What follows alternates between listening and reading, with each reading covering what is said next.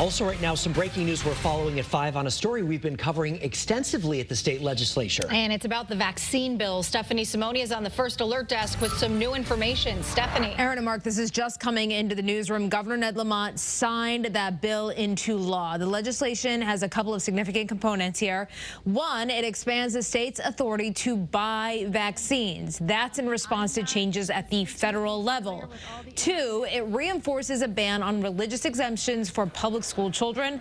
A majority of states allow religious exemptions for childhood vaccines. On the First Alert Desk, I'm Stephanie Simone, Channel 3 Eyewitness News.